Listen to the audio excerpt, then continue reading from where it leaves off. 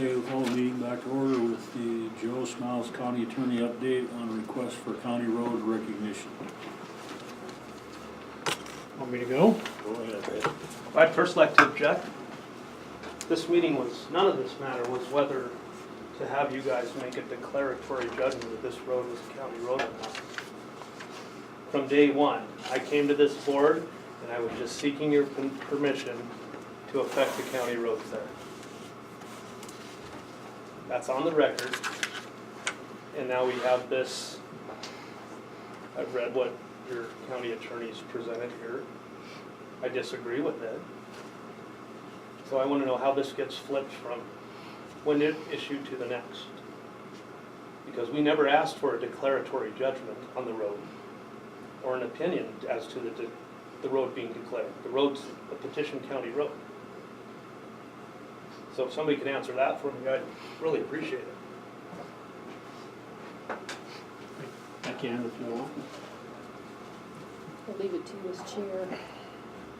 Do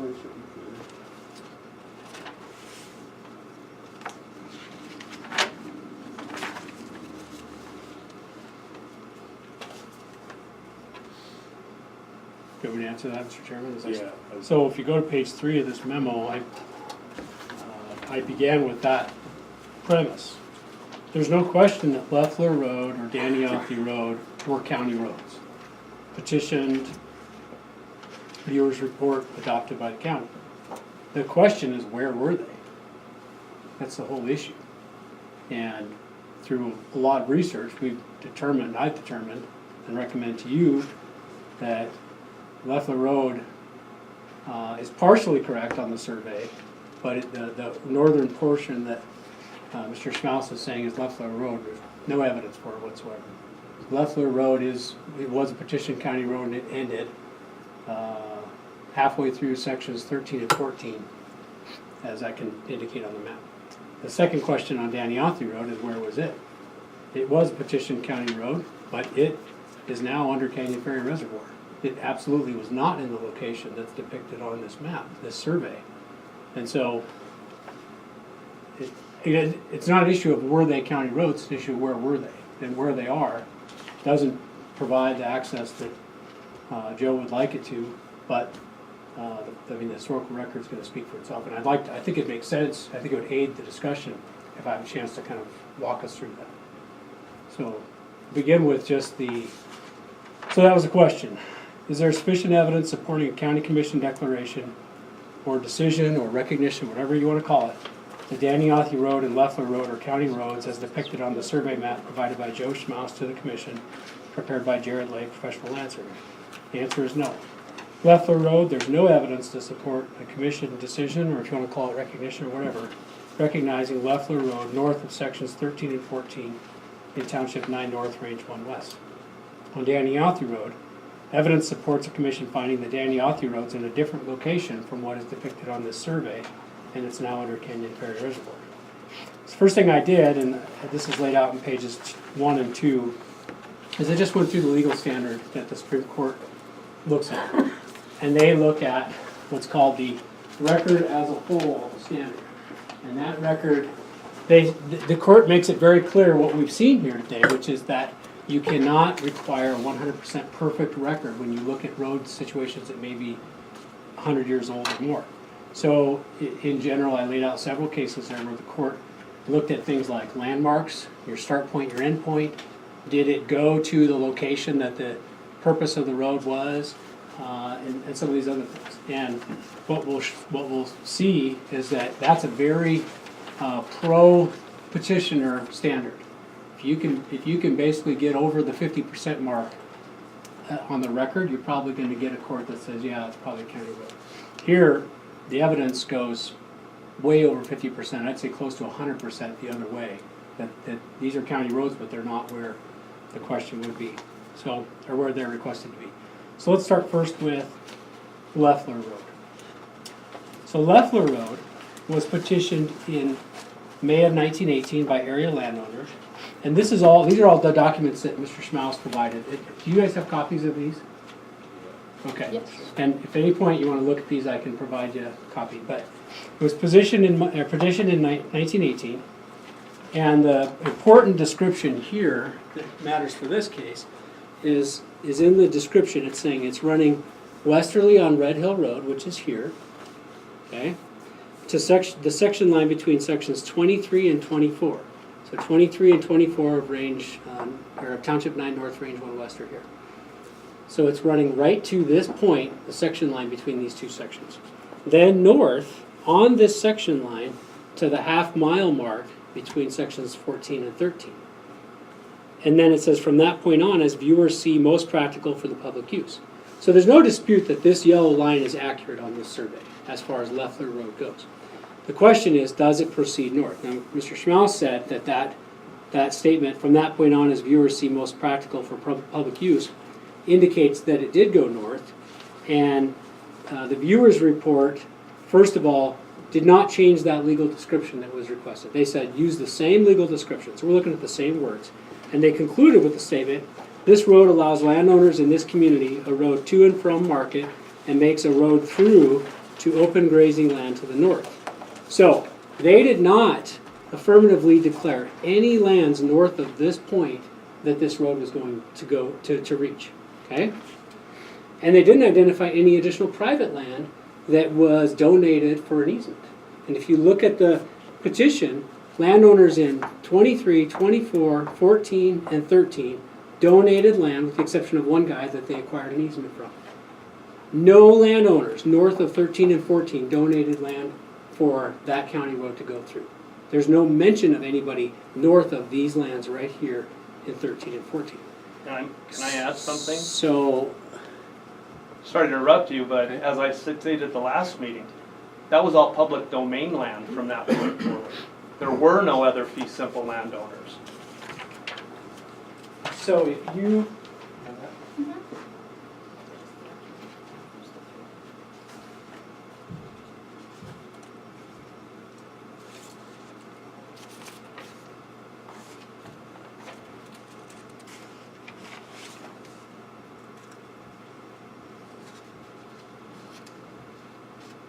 Well, I do apologize. There was one fee simple landowner, and that was the patented mining claim of the Fatigue, which had been patented by that time. so the lands that we're dealing with here, north of this section, for example, Max Franz, who was one of the people that signed that petition, he homesteaded in 1919 in section 20, which is over here. So we'd have to spend a little more time on that. The best way to see this is to go to Exhibit A, which is attached to this document, which is the property ownership map.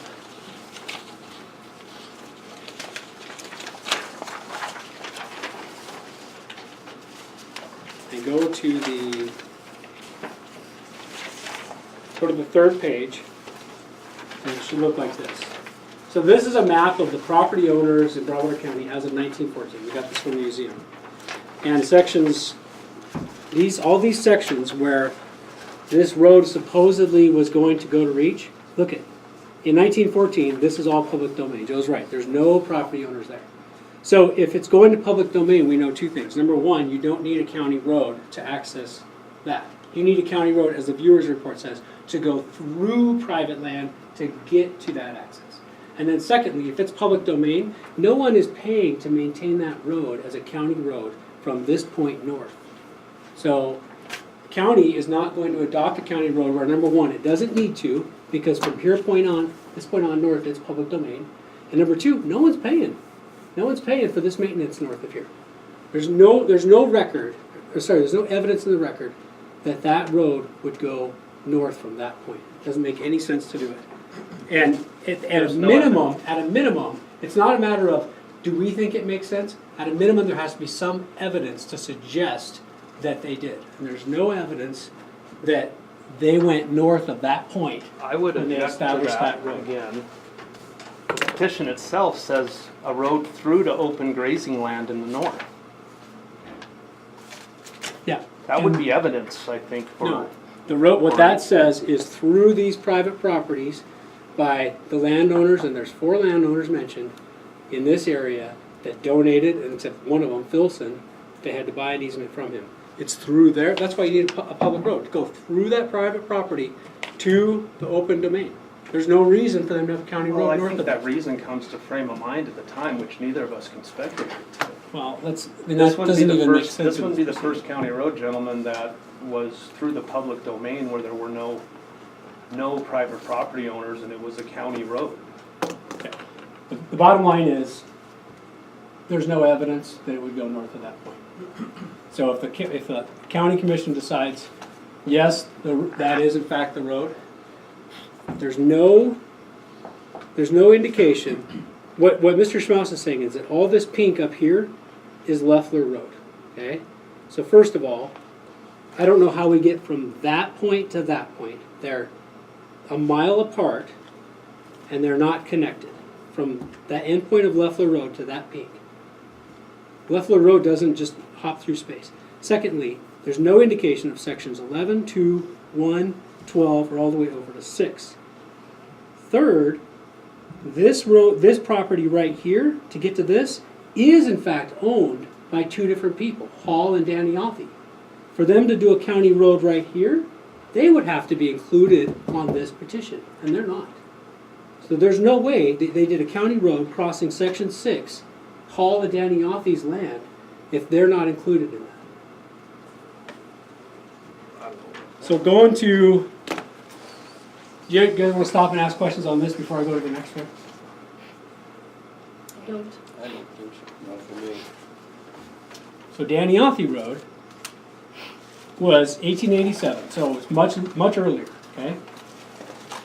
And this legal description, we're starting at the county line, at the Lewis and Clark County with Broadwater County line, or in this case Jefferson County, later became Broadwater County.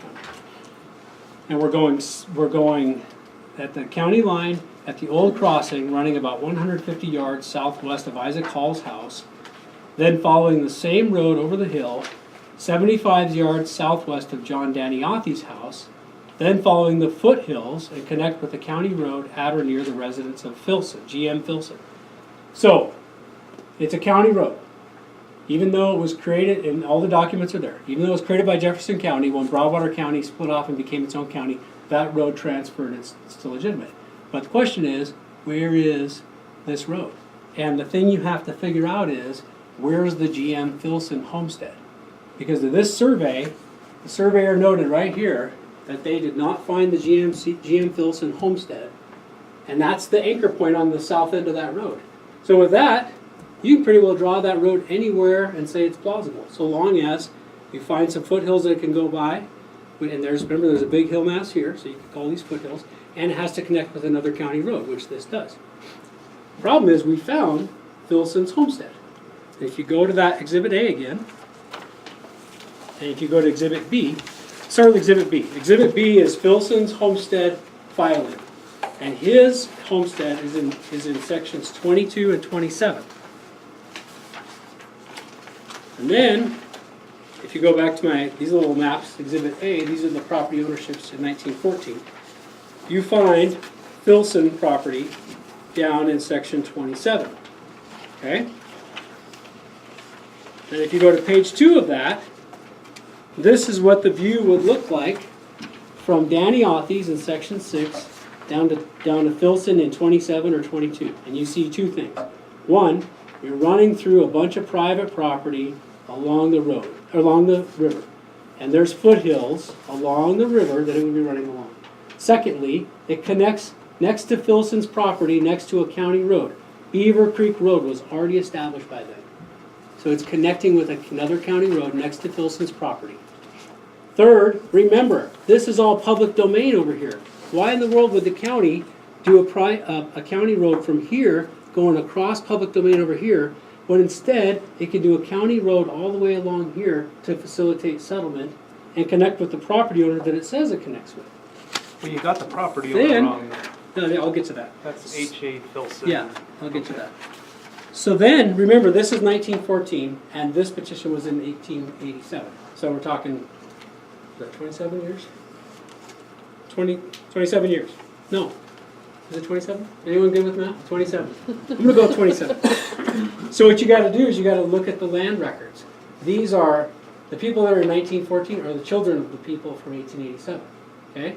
So if you go back to the 1887 record and you look at that petition, you see a couple of key names. You see Beatty and you see Johnson in addition to Filson, all right?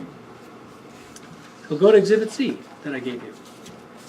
Exhibit C is the Townsend History, is this called Broadwater Bible? It was the back, well, yeah, it was Okay. out of the back, right. Here's an article about Filson and Beatty. Guess what? They settled right next to each other at the same time. And it's George Beatty, who is the person that signed that petition in 1887.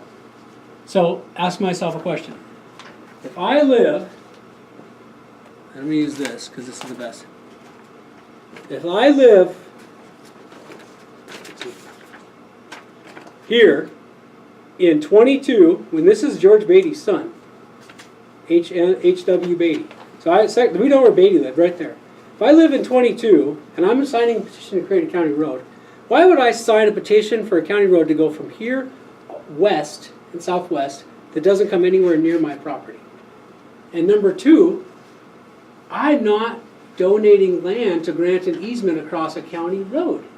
That's the purpose of why you sign those petitions, so that the county can do a county road and they've got permission from that landowner that I'm going to cross your property and you've donated the easement.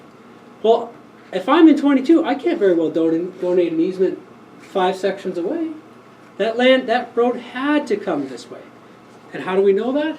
Go to the exhibit that Mr. Schmaus provided, which is Exhibit D in the binder. And if you don't have it, I'm going to show it to you.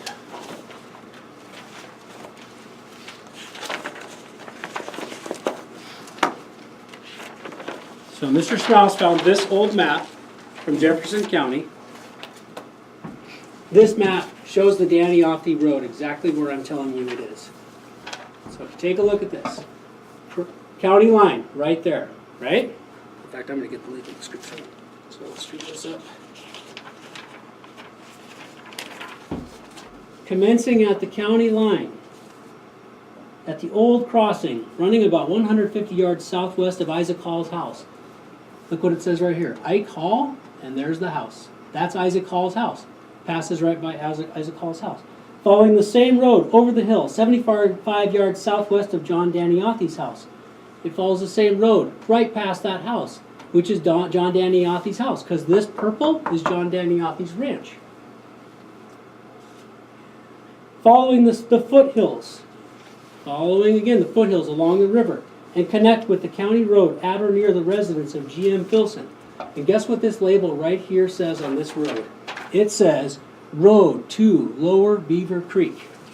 And Beaver Creek Road is the road that's next to G.M. Filson's homestead. This is Daniothy Road. And you know how else we know? Because this is the 1950 BLM map that we got from Joe Schmaus. And look at this road. From 6 all the way down to 22. This is Daniothy Road on the 1950 map, and it's now underwater. All the evidence supports that as the road. There is not a shred of evidence that supports the road What about the doing road? this from Can I interrupt you? in a sec, here to blue all the way there. There's not an iota of evidence that supports that as the road. I'm done. I'm done. Okay, thanks, Mark. Well, I'm done for now. Well, I obviously disagree for many reasons. I guess first off, his mention of the Filson residence in section 27 is inaccurate because it's labeled H.A. Filson, as you can see on the map he provided, but the petition references G.M. Filson. And I know that G.M. Filson had land in the vicinity of the Spokane house, which I can produce that record, but I not at this moment because it's in your record. So the Spokane house was in the vicinity of section 16. The petition, well, let's back up. A little bit rattled here. I was expecting a little bit different outcome from your attorney here. But if you notice on the road where he said that there's Ike's Hall house and Anthony's land, there's that road that's clearly, it says road to Spokane coming out of the section here. And that road, according to a licensed legal land professional and a bonded land title guy, is the road that is described in the in the Dianthony petition. The road, the petition says, is Corey quoted through the, that's following the foothills and connecting with the county road near the residence of GM Filson. Well, the only foothills are to the Spokane. The rest is river bottom. There's no foothills. That's all flat ground in the river bottom. That's reality.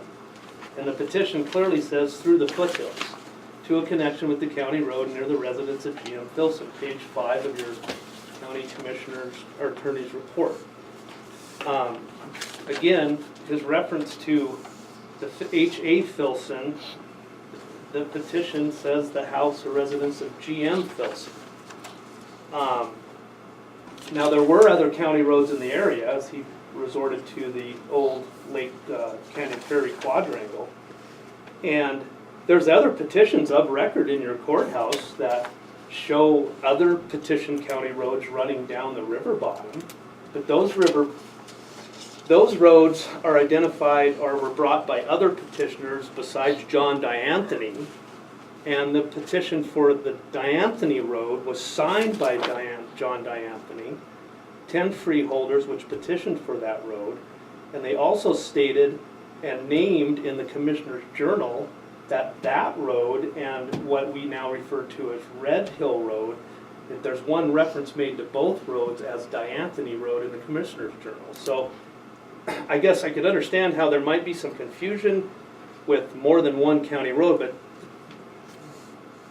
Jared Lay is a professional land guy. Your county attorney supported us hiring Nate Mildren to do the research. Both of those parties have done the research, and I don't think there can be any confusion about the road that runs down Lower Beaver Creek with the road that takes off right at the legal description per the petition of January 27th, 1887. It's labeled on this old map as a road to Spokane, and it's traveling through the foothills to the east with an intersection and it does state, there's a little bit left out here because I know that the petition, I've stated this before, this says with an intersection. Corey, did you forget? What's that? Do you have my binder? Yeah. Can I borrow that? Which one are you on, Danianthi or the other one? Dan and I.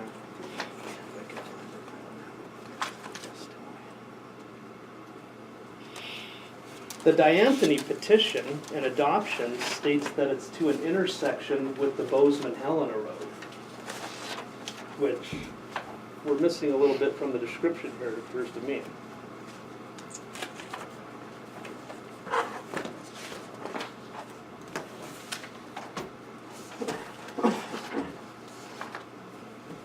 Okay, Book D, Commissioner's Minutes, page 123.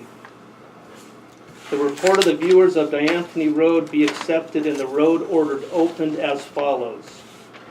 Commencing at the Lewis and Clark County line at the old crossing running about 150 yards southwest of Ike Hall's house, as he referenced on this back out. As the map, as your county attorney pointed out, that's following the same road over the hills about 70 yards to the house of John, or southwest of John Dianthony's house, which is also shown on the map. Thence following the foothills and connecting with the county road at or near the residence of GM Filson. We also located a road running over the Red Mountain, commencing about 1/2 mile south of Ed Duran's house, thence running west across the Red Hill and connecting with the Helena Bozeman Road near the residence of Patrick Moran. Back to Dennis Lay's map, that road is clearly, again from D, from the vicinity of, again, we have Dianthony's land in purple, we have Isaac Hall's house on this map, which were in section 6, which are now underwater, and we're running through the foothills to an intersection, the second road adopted in the petition, which was the Red Hill Road, and from that point, the Red Hill Road makes a connection with the Bozeman-Helena Road. So this road ran into the Red Hill, which ran out, and that was the connection to the Bozeman-Helena Road. The Bozeman-Helena Road was never in the river bottom. It's the same road as we almost practically use today. There's been some realignments, but there's an intersection mentioned in the petition with the Helena-Bozeman Road. So we can't confuse that with the road that's in the lower river bottom, because the Helena-Bozeman Road was never in the river bottom. GM Filson's residence is not noted on this exhibit provided by your county attorney, Exhibit A. It's clearly stated H.A. Filson. Any questions?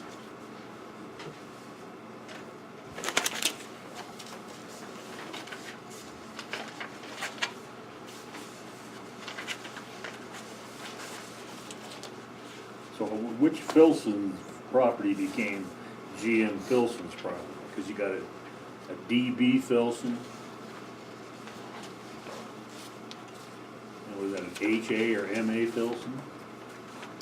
And that's been one of the problems which Mildred pointed out in his report.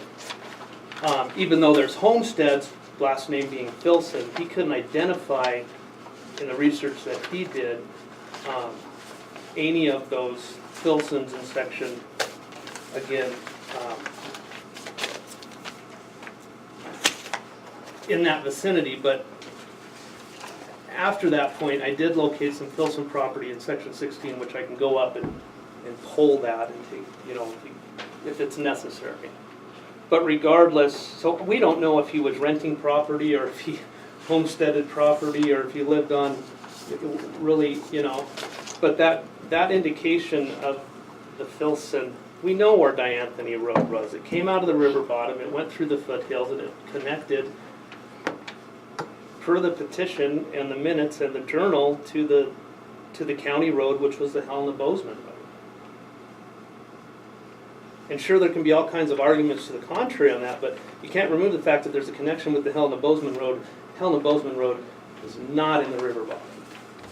It's basically identified as per the petitioner on the map that he prepared, and it's pretty much on the same survey as it is here, right here, Helena-Bozeman Road.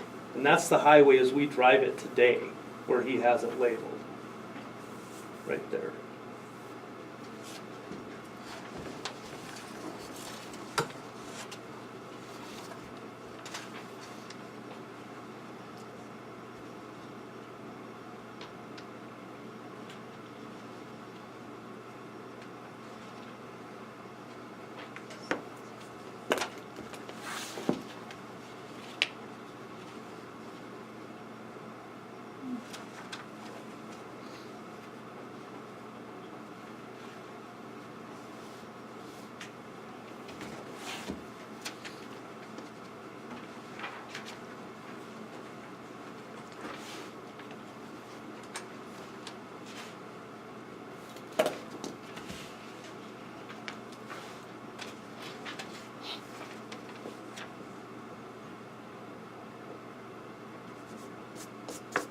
I do see a DB Filson in section 30, which might make more sense than anything, but I do believe, like I said, in section 16, which is not shown on this map. Well, maybe that's better, but I think retrieve that. See, well, this deal from the Broadwater Bygones would more indicate that that road would go to the foothills of the river, because it's got, here's Beatty, here's Carpenter, and here's Filson. And those were the ones that were referenced in this article. John D'Anthony and Benjamin F. Carter homestead is almost the same time as Beatty, Fallon, and Filson. Mm-hmm. So there's Beatty, Carpenter, and Filson are all in the conglomerate right here. In 27 and 22. Sure, but there's other petitions of record that adopt that. It's not the D'Anthony petition traveling through the foothills.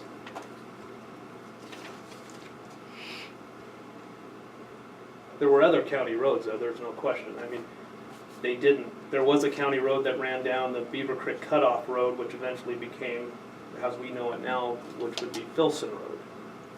But we have Filson Road as we know it today, it's right in the vicinity of where this connection point with the Bozeman Helena Road. And these two land professionals diligently researched and went through the records, spent hours and hours, then got together and sat down and discussed the findings of Mr. Mildren, and then they sat and prepared this map for the presentation that I made at the last commissioners meeting.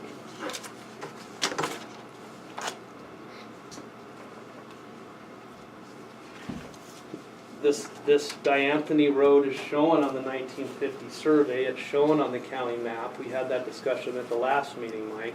We thought that it had been abandoned, or closed, and it was actually the Red Hill with 18, which had been closed, and not this road. It's shown as a primitive road on the map, but then there's Petition County roads that are shown as abandoned on the map, as far as Red Hill Road, but that's shown as a primitive road with a county abandonment, which is actually a closure in section 18.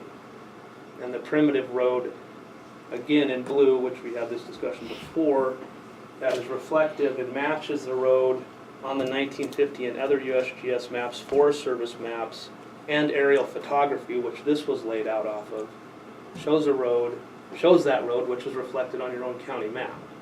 And none of it's been abandoned.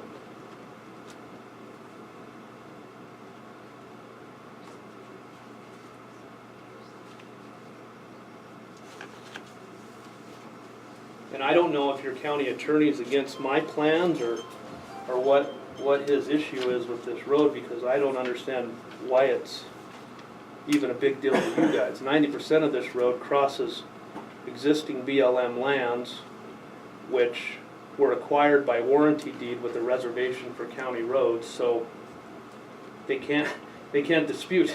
It's in their deed for a reservation of county road. A little bit of it crosses Mr. Cox's land, and I expressed to Mr. Cox on more than one occasion, and even at the last meeting, my fight's not with him. I don't think his fight's with me. I'm willing to work with him or through him or whatever possible to accommodate him. But again, his own deed is taken with a reservation with county roads from his predecessors in interest. So I don't see what the reservation is from the county, as far as there's no real legal threat of litigation here, because all parties involved except myself has a reservation for a county road in their chain of title. It's right in their deeds. They can't dispute it. So that's where I'm at. And I do have copies of all those deeds if you'd like to see them.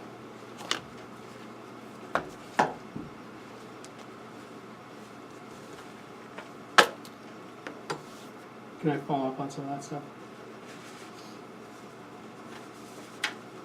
Are there any questions? No.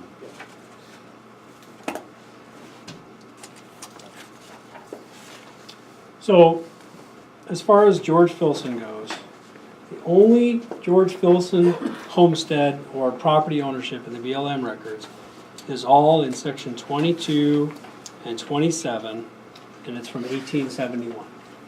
So there's no other George or GM Filson homestead anywhere else that this road would connect to. This is it, and that's the landmark. The reason I included those Supreme Court cases is because that matters to them. That endpoint is near the GM Filson homestead, near a county road that's already established. And the only GM Filson property in 1887 is in sections 22 and 27.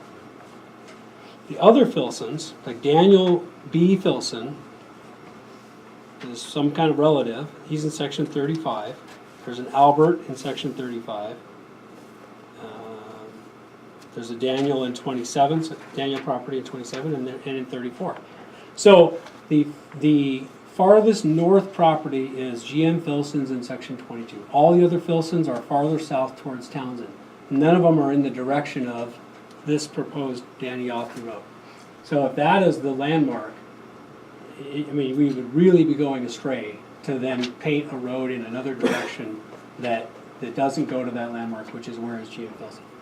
And I would say that the researcher and the surveyor did a great job on this, but it wasn't very hard to find Filson's homestead. I mean, it took us about 5 minutes at the museum, so I don't know why they didn't find it, but it's the missing link on that legal description. The other issue he's bringing up is what he's calling Duran Road or Red Hill Road. Well, that's not the road before you. The roads you're being asked to look at are Danny Authy and Leffler. So if we want to go through another round of this with Red Hill Road or Duran Road, we can do that. My guess is that they're no more accurate than what you're seeing here. The issue is, where is the Danny Authy Road? And like I said, with the homestead records that show where that is, the names don't match exactly because this map is from 1914, which is a generation later than 1887 when they petitioned the road. But clearly, there's some kind of succession going on among family members that you are seeing still some same last names. You're also seeing some changes. There's another document that he has, it's his Exhibit E, which shows land records that change, and it shows, what would be the best way to show that? Here, in 1914, this section 6 and 7 are owned by Stadler and Kaufman. And you can see the records in Exhibit E in his binder of how Hall and Danny Authy sold to these guys. So, I mean, that just confirms that what was going on in this era. Everyone's coming out, they've got a dream, they're gonna make it big on 40 acres in Montana, and they realize that's not gonna happen. So there's some turnover that's happening. If you look at one of the Filsons down in section, I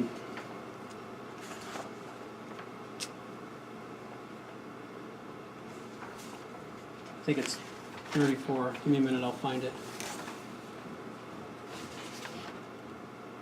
He's over in section 30. DB Filson, okay, right. But then there's another one, so H.A. Filson in section 35. If you look, he started with 40 acres. If you look at the homestead records, he started with 40 acres in 1882, and by the time we get to 1914, he's got 160 there. And so that's what's happening, is a number of these that are successful are making it, and those that aren't. But the reality is, I don't have any bias here. I'd never met Mr. Schmaus until this thing started, and I'm not worried about litigation. This record is exceedingly clear. I mean, it is way more solid than I anticipated we would have when we started this thing. All I want is for you to do make the legally correct decision. That's it. And the legally correct decision is that this road is as depicted on that 1950 map. It started from section 6 and meandered southeast from Danny Authy's property along the west bank of the Missouri River down to somewhere in section 22, 27-ish, linked up with Beaver Creek Road at that point near the property of Filson. All the evidence supports that. And then we know subsequently what's happened. Bureau of Reclamation built the dam and they flooded it, and now that property is underwater. And there was a process that we talked about in previous meetings where when that happened, then, basically we did quiet title to the United States government for that property. So that's where Danny Authy Road is. It's underwater. And the decision that follows this is unhinged from the facts in the records. My turn again? Bringing out the big books. Well, again, I had said previously, we couldn't locate the residence of GM Filson, but there's a strong indication because of Filson Road and whatnot, and we have another Filson in section 27 as well. So we have several Filsons well, again, where your county attorneys are again. We have some down there, and we do have some up here in section 27, which would put us, somewhere over in this vicinity. Let's see, yeah, in this lower vicinity in section 27. And this is right from your own land book, and it says, where did I see it? Yeah. I wasn't really prepared to run upstairs and have to grab this book, but it's here. Oh, I'm sorry, it was in section 25, so that actually makes it a lot closer. So we're at 9 North Lanes 1 West, section 25. And ownership indicates in the southeast quarter off of Cox Lane, number 6 is a Henry Filson. And then a Daniel B. was his predecessor, and their predecessor was a Hammond. So in that vicinity of section 25, there were also some Filsons. I don't know if he was the son or brother or grandfather of what, but there's an indication that there's Filson in that. Now, in regards to the Dianthony Road, the petition specifically states, and this is the petition, not the adoption, but what was petitioned, which was signed, here it is, it's on book. Oh, this is from, it was certified from Bonnie Ramey of Jefferson County, March 4th, 1887, and they have an OCR Road 14. I'm not sure what the petition